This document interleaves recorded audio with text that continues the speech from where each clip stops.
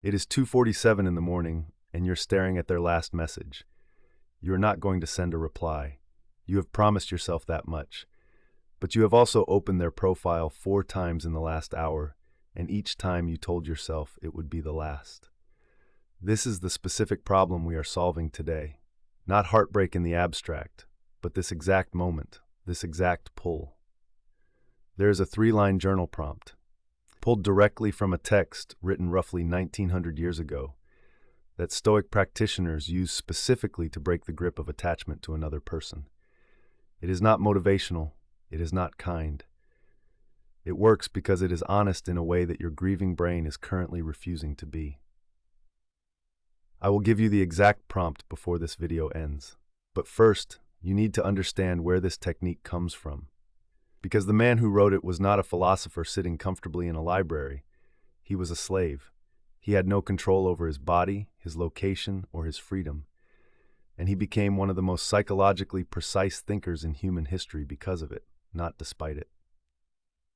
Around 55 CE, in the city of Hierapolis, in what is now Western Turkey, a boy was born into slavery and given the name Epictetus, which in Greek simply means acquired.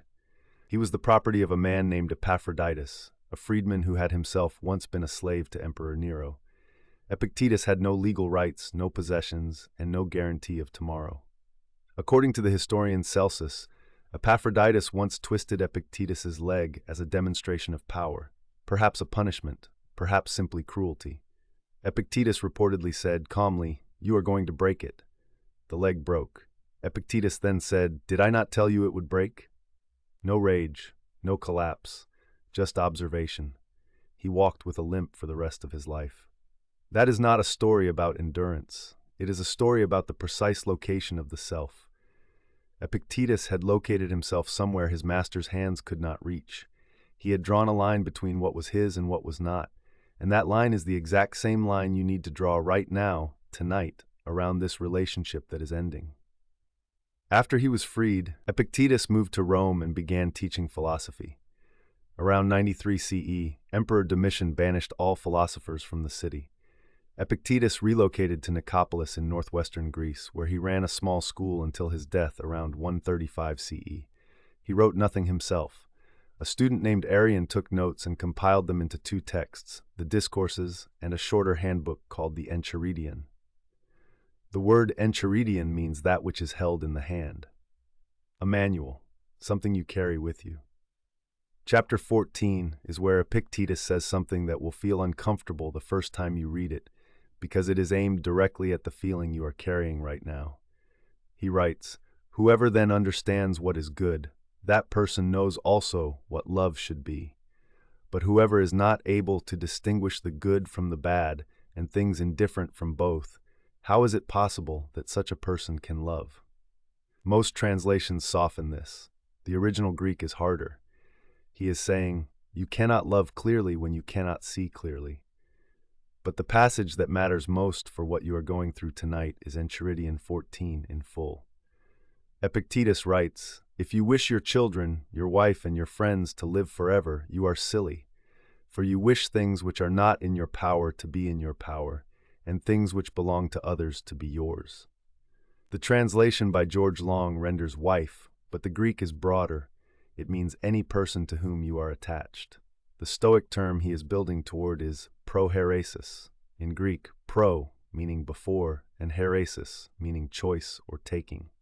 Prohairesis is your faculty of rational choice, the part of you that decides how to respond to what happens. It is the only thing, Epictetus argues, that is truly and completely yours. Everything else, your body, your reputation, your relationship, belongs to a different category.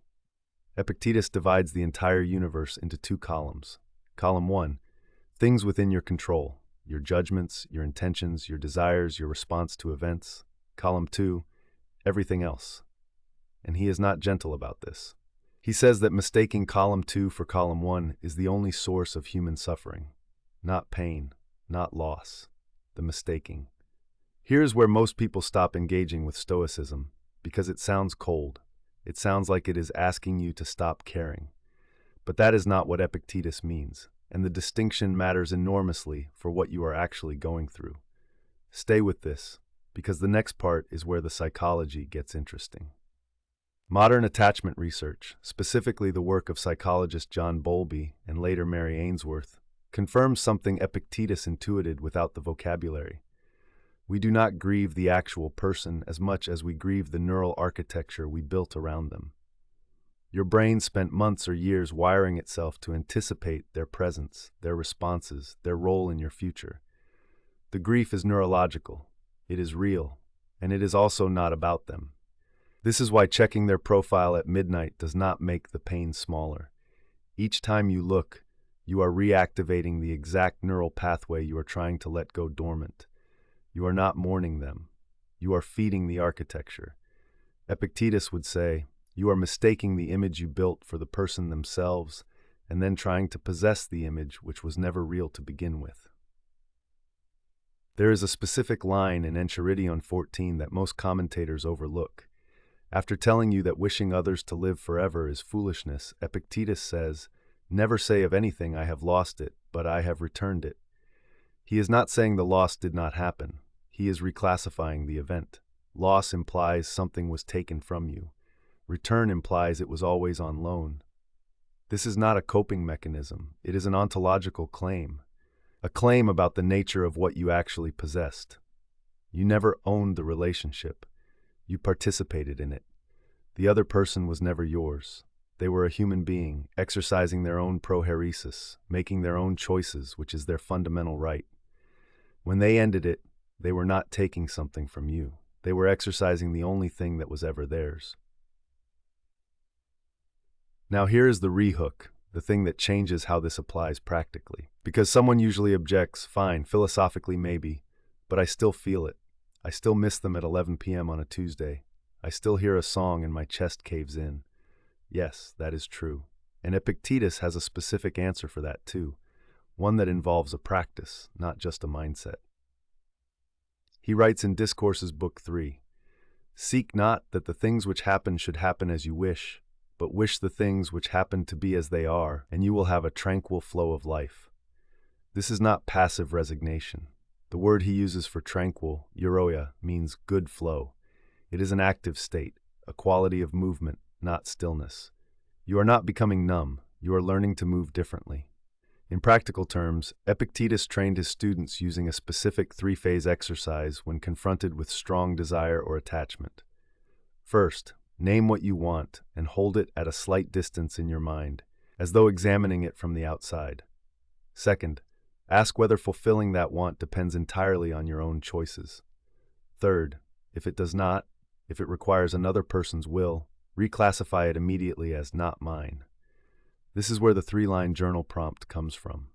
Here is the exact construction, adapted from Enchiridion 14 for modern use. Line 1, I want specific thing. Write the actual thing, not the sanitized version. Line 2, this requires name the other person's choice, which is not mine. Line 3, what I do have is name one thing entirely within your own prohairesis today. That is it. 3 lines.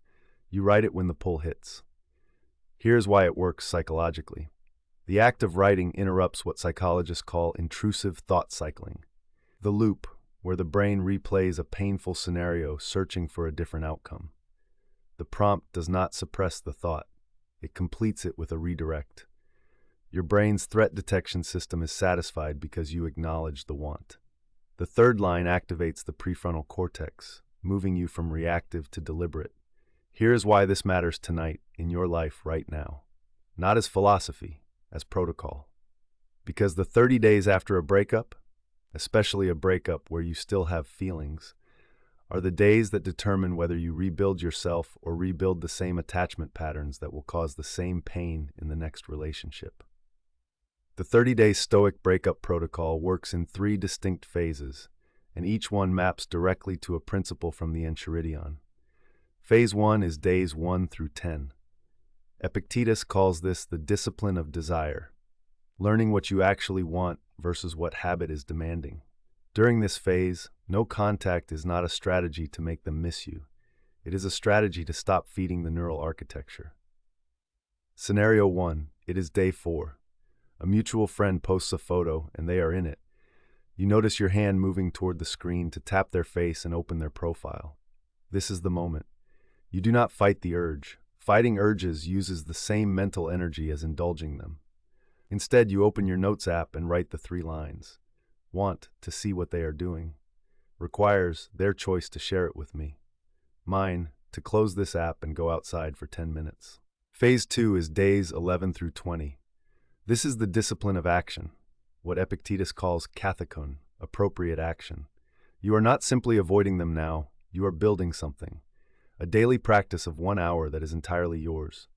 Something that requires no one else's participation or validation. Physical training works, so does a craft, a language, a skill. The content matters less than the property. It is yours. Scenario 2. It is day 16 and you have been doing the work, but tonight you feel the pull again.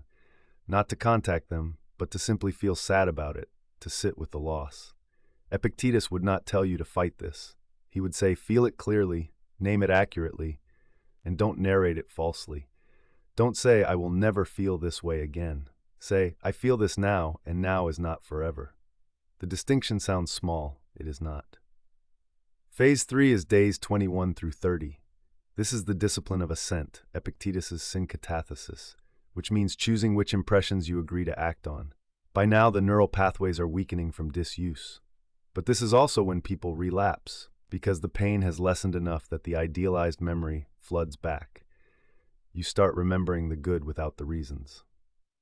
The Stoic technique for this specific trap is what Epictetus calls phantasia kataleptike, a grasping impression, one that feels like truth but is selective. When you find yourself thinking, but they were perfect, you apply a specific counter. You name one concrete moment where the relationship cost you something true. Not to become bitter, to become accurate. Because the goal of all of this, the journal prompt, the 3 phases, the Enchiridion, is not to stop loving. Epictetus never says love less. He says love clearly. Love what is actually there, not the projection. Grieve what actually happened, not a fantasy version of what could have continued. The clarity is the compassion, both toward yourself and toward them. There is one more thing from Epictetus that almost no one quotes in this context. In Discourses 3:24, he says, never say about anything, I have lost it, but say I have given it back. And then he adds, and this is the part that matters, is your child dead? It has been given back. Is your wife dead? She has been returned. The word he uses for returned is apodedotai, given back to the source. He does not say this to minimize the grief. He says it because the alternative, believing you owned someone, means you spend the rest of your life trying to recover property that was never yours. Every moment you spend trying to get them back through manipulation or obsession is a moment you are treating another human being as an object you lost. The Stoic path is not easier. It is more honest. Epictetus lived with a limp until he died, somewhere around 135 CE in Nicopolis. He had been a slave, an exile, and a philosopher without a book of his own. His student Arrian preserved everything. And the one thing that runs through every surviving line is this: a man who had everything taken from him repeatedly, and who responded each time by locating himself more precisely in the only territory that could not be taken. That territory is prohairesis, your rational will, your faculty of response. And tonight, in your specific situation, that looks like this. You do not send the message.